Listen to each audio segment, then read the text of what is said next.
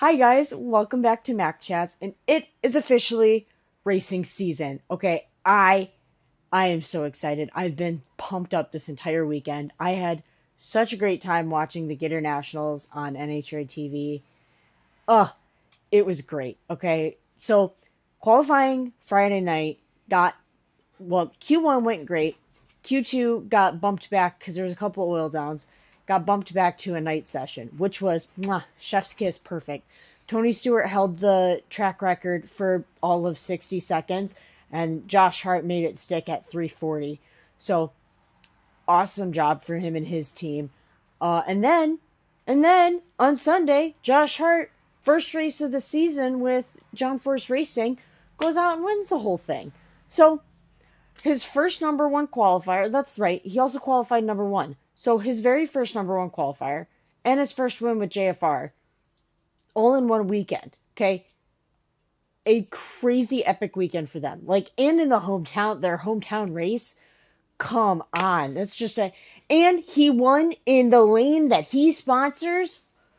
The stars had aligned for Josh Hart this weekend. Okay. It was just one of the most storybook endings to a weekend that I've ever seen happen. Okay, it was beautiful. 2025, Chad Green won the Gator Nationals, and it was his first win in a while. And then this year, he comes out and repeats that. Okay, 2 years in a row winning the Gator Nationals, the opening event of the NHRA season, is pretty epic. Very hard to do. He had a very, very tough class to get through.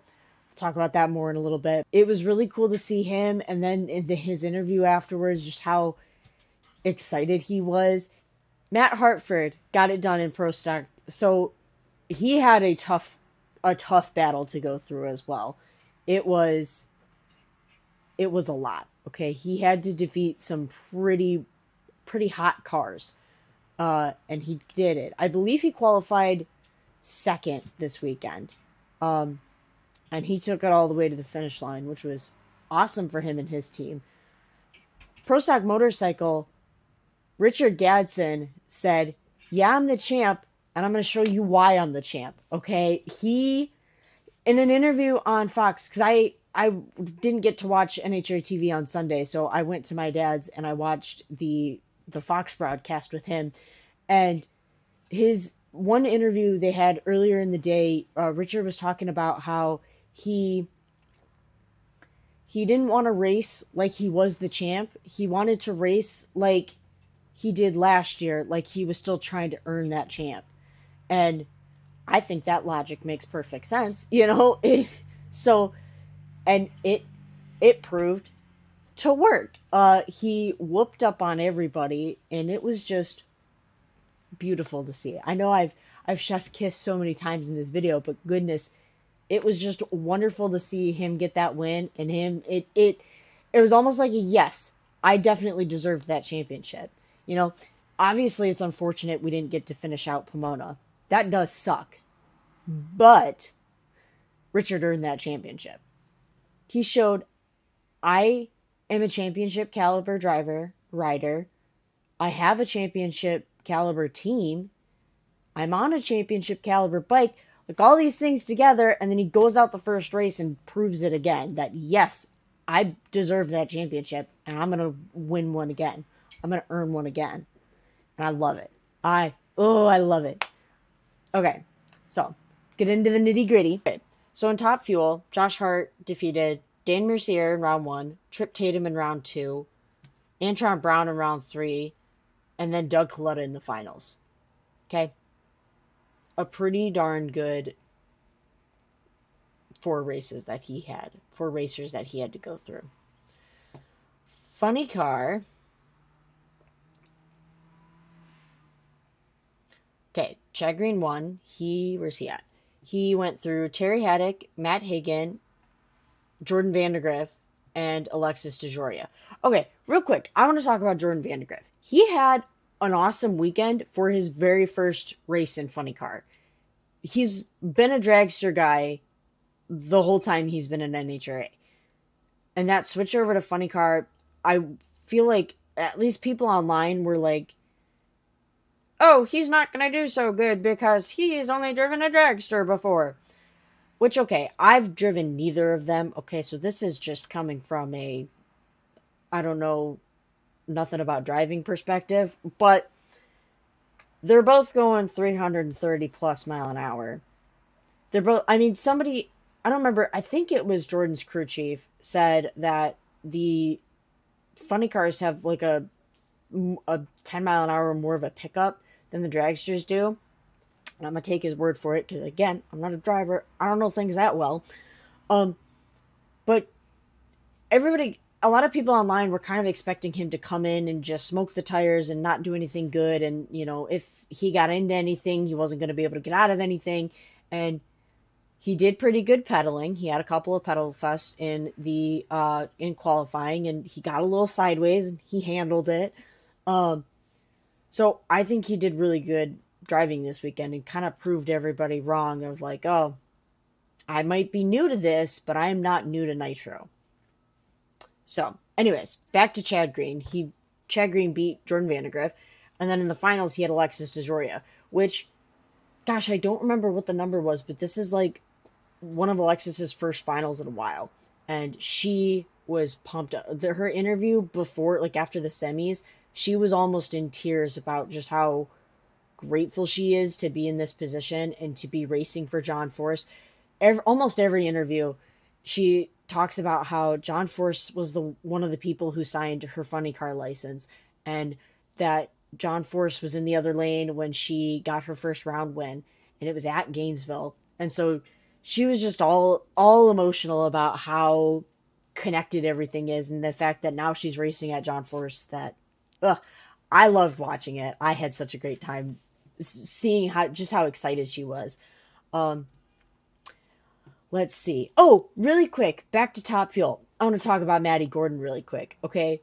This girl stomped up on everybody, okay? Listen, in my Drag Race Bracket Bonanza picks, I didn't see this coming, okay? She had Sean Langdon first round. Sean Langdon qualified second this weekend. He's been ran good all qualifying, and I thought, okay, I love Maddie. I don't think she's going to be able to get around Sean Langdon. And she did. And then, round 2, okay, Tony Schumacher. A big deal, okay? A big deal. And she won. Okay, I was beside myself. I was so excited. Watching her interviews, the holy something, like, remember she can't swear on camera? Oh, it was so funny. I loved it. I loved her enthusiasm. She's just got such a zest and joy for drag racing. I love it. Okay. I love it so much. So she did go to the semis. She did lose to Doug Coletta, but what an awesome weekend for her first race.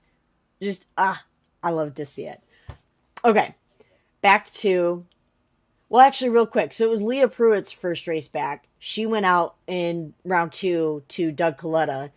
She was excited to be back. Like, you could see it in her face. She was so excited and happy to be back in that car in competition racing, and I love it for her. Real quick, back to Funny Car before we get to Pro Stock. If you'll notice here, scrolling down this list, there is no Austin Prock, which is kind of crazy. You know, you kind of, you have expectations for last year's champion. You expect them to go, like Richard Gadsden, you expect them to go out and put on a great performance. You expect them to go rounds. And Proc didn't even qualify. Which, I mean, that's kind of just how racing works. You know, there's only 16 spots. If your car's not running good enough on any of the given days to get into the field, you don't get into the field. And it sucks, but that's the way it goes. So, in his interview after Q4, he made a comment about how the NHRA didn't clean up the oil down properly. And during the Fox broadcast on Sunday, they showed that interview. And then Brian Lones went on and said, well, no, NHRA did clean up the track properly. And I'm sitting there thinking, my guy, you had 4 chances to get into the field. Like, I don't think it's the NHRA's fault. It's somebody's fault. It's not the NHRA's fault. So I mean, obviously, I get he just got out of the car. Your emotions are running high. You're mad that you didn't get in because I don't remember the last time Procty and queued. So I understand being upset about it.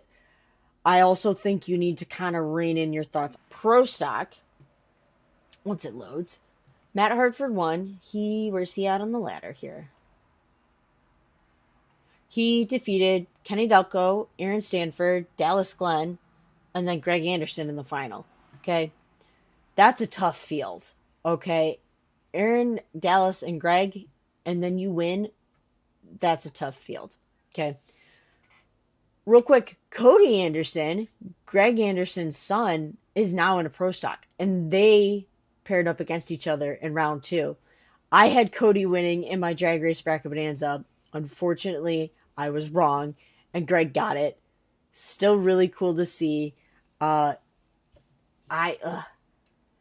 love when the new generations are coming into drag racing. That's what the sport needs if we want this sport that we all love so much to continue on and to grow and to keep being the thing that we love it. So, pro stock, once it loads. Okay, Richard Gadsden won. Where is he at on? Here we go. Okay, so round 1, he defeated Gino Scali. Round 2, it was Chase Van Sant. Round 3, Clayton Howie, and then in the finals, John Hall.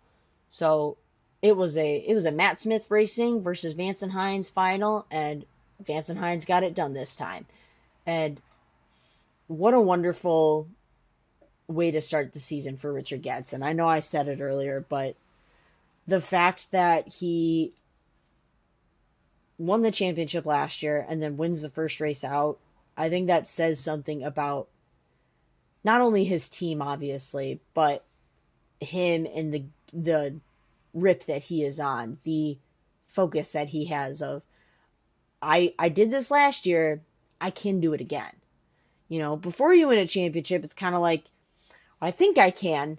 Now it's I know I can. And that's a big difference of mindset, I think. You've already done it once. It's very possible to do it again. Let's check Pro Mod really quick. Because there's only the 3 categories, which kind of sucks. Or the 5. I can't count, y'all. Derek Menholt got it. Oh, that's right. I did watch the finals. Okay, Derek Menholt got it done. He defeated Mike Thielen, Chip King, Jared Gray, and then Lyle Barnett in the final. Okay, I love Lyle Barnett. Okay, I love Shake and Bake Show. Lyle Redlit by 003, which I'm sure we're going to hear it on the Shake and Bake Show. But oh my gosh, that is a painful. Red lighting anyways is painful. But red lighting by that slim of a margin just is a hot nail in ya. Like, ugh. It's so much worse. Okay, I've bracket raced a couple times. I haven't in a while because I haven't had, my car has not been fully racetrack ready. But the last time I bracket raced, I was in my dad's little Ford Focus. I was going 17.8 was my dial-in. And I was in the Young Guns class, so I was still 17 at this point. But I red lit by 005. And that still haunts me to this day. And I can imagine it's even worse of a feeling in the pro categories. Especially in the final round. It just, my heart hurts for him because I have an idea of just how much that blows. So, either way, really sucks for him and for the team. So, but Derek Menholt getting it done. Awesome for his team. Okay, incredible work.